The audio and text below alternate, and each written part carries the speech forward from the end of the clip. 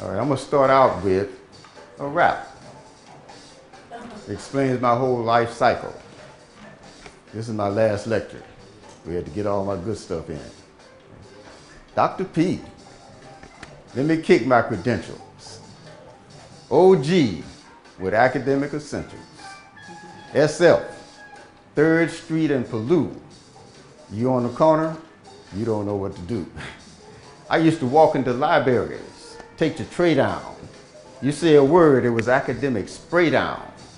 I was lucky because I never caught the hard line. I knew my facts. It's all about drop a dime. All my homies died, caught the penzo.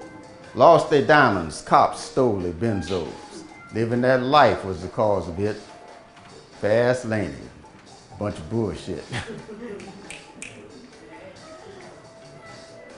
Language and its connection with social interaction. A cursory examination of the English language and racism. Authored by, edited for Dr. David Piper,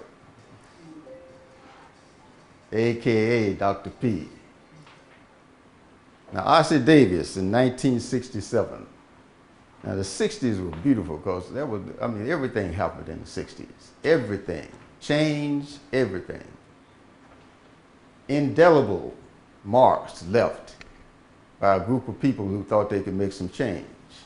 But Ossie Davis in 1967 defined communication as the primary means by which the process of education is accomplished.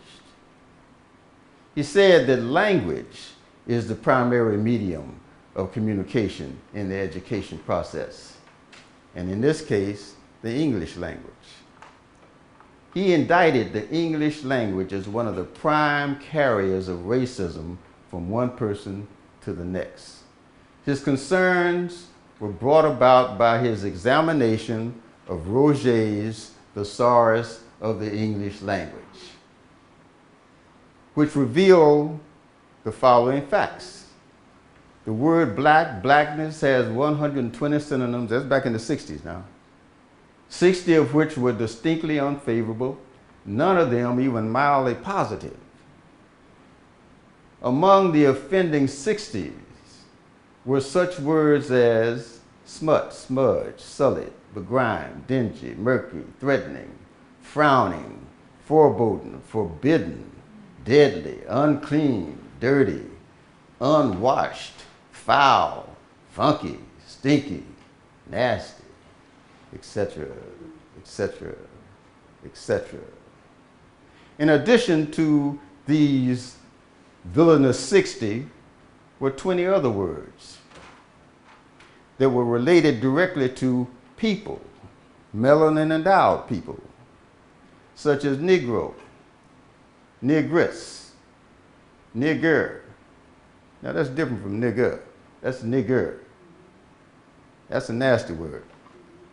Darky, blackamoor, spade, coon, etc., etc. Now, whiteness, 134 synonyms, 44 of which favorable, pleasing to contemplate. For example, purity, cleanness, immaculateness, bright, shiny, ivory, fair, blonde, straightforward, genuine, trustworthy. You can take my word for it. Only 10 synonyms of which Ossie felt that they had a negative sense of implication, and only in the mildest sense, such as gloss over, whitewash, gray, wan, ashen, white lie, pale, etc., etc., and ours. What is language? Well, scientists, historians, researchers, have asked themselves that question up until this very day. But they can only hypothesize where, when, how language all began. Remember, this is a cursory examination, briefly. Atkinson, a biologist at Auckland, New Zealand, Auckland University, he suggested some very important findings. That language, one, only originated once, and the specific place of origin was southwestern Africa. The birth of modern language, examined by Atkinson, he zeroed in on phonemes of over 500 languages around the world. By applying statistics and some other mathematical methods to linguistics, he discovered that the further humans traveled from Africa, the fewer number of phonemes survived. Makes sense. If you migrate and you come upon a new environment, new experiences, you have to find some language to describe to the other person what you experience. So things changed. But, next slide.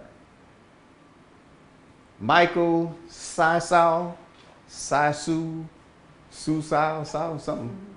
Yeah. He published a commentary in Science that says this little neat out of the Africa hypothesis for the origin of language was not supported by the data. The problem being that the relationship language has with the environment or society can only be reliably traced as far back as 10,000 years ago. And rumor has it that human beings have been on the earth longer than 10,000 years. So we still don't have an answer right now to this day. But my next brother, Noam Chomsky, linguistic expert, MIT University.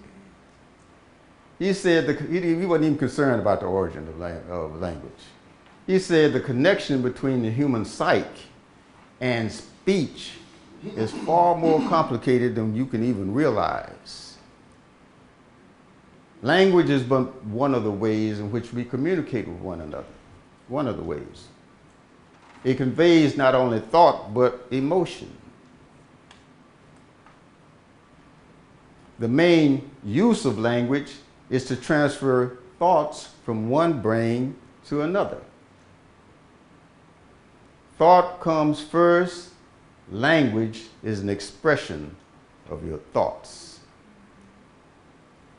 In 2004, he said, quote, "Language thus becomes indispensable, not only for the construction of the world of thought, but also for the construction of the world of perception. Is only is because you think it is."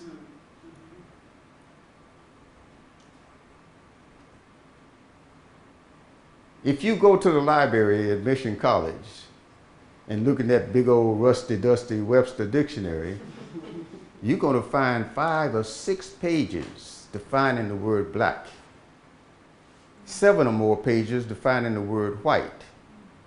Measure for yourself. Sounds evolved into symbols. Alphabets are symbols, so they must represent sound.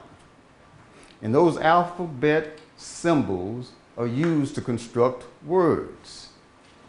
Words are connected to form sentences.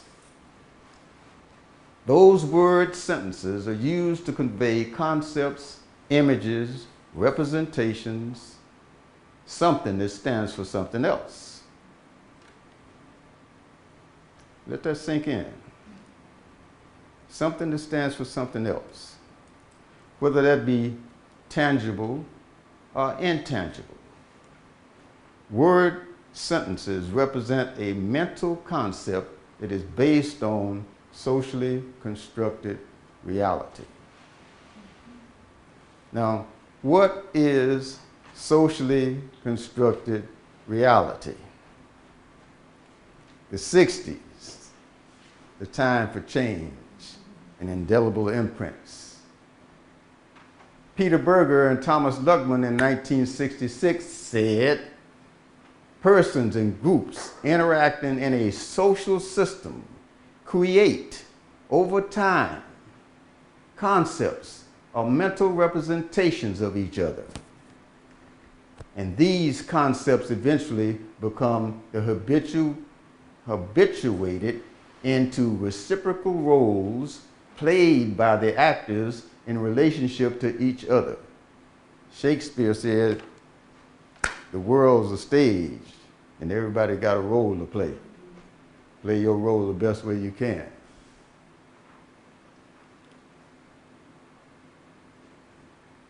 They continued with, when these roles are made available to other members of society to enter into and play out, them children y'all be raising, the reciprocal interactions are said to be institutionalized. You pass it down 4 or 5 generations, it's locked in, just like the weaving in this carpet. In the process of this institutionalization, meaning is embedded in society. Meaning. And since we have moved to Mars, the language hasn't changed.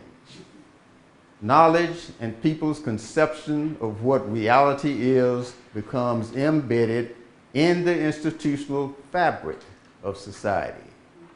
Reality is therefore said to be socially constructed. A lie is as good as the truth if somebody believes it. Words are symbols that give meaning to the world about us. The power of words is such that the pervasiveness of positive and negative meanings for words can easily influence minds and attitudes. You gotta watch what you say. Watch who you say it to.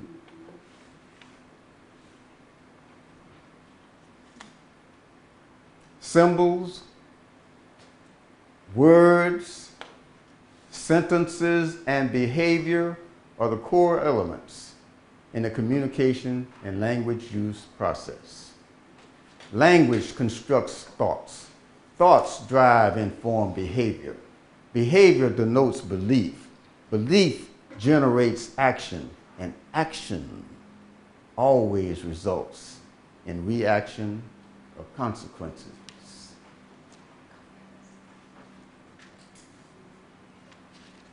Word/language reflects culture. Culture is learned behavior acquired chiefly through verbal communication or language. Language and language use are socially constructed. Through word language, we have constructed a culture of racism.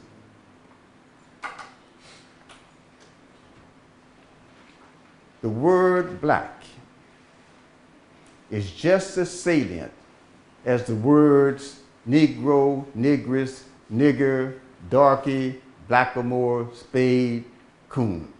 The word white is just as salient as the words purity, cleanness, immaculateness, bright, shiny, ivory, fair, blonde, white lie. But both have served to construct what Dr. Martin Luther King said in 1967. He described it as a nation moving toward two societies, one black, one white, separate and unequal. So, the English language is my enemy. I will define communication as the primary means by which the process of education is accomplished.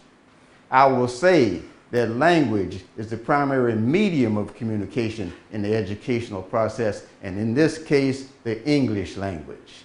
I will indict the English language as one of the prime carriers of racism from one person to another in our society. Ossie Davis, 1967. That's the references. If you ask me for the, hold it right there. Click on this, doll. This experiment was done to help get Brown versus the Board of Education passed with the Supreme Court. Which doll is the ugly doll? Gear was the psychologist. Why is that doll ugly? Because he's black. Which doll looks most like you? Like me? Yeah, which one looks like you? Focus on the children's And expression. Okay. that doll. Can you show me the doll that you like best or that you like to play with? This one. I like that one. Okay. And of course, now this is on the East Coast. That one? I can't even imagine this happening on the West Coast. I like to play with this. And can you show me the doll that is the nice doll? And why is that the nice doll? He's white. And can you show me the doll that looks bad? Okay. And can you give, and why does that look bad? Because he's black. And why do you think that's a nice doll? Because she's white. And can you give me the doll that looks like you?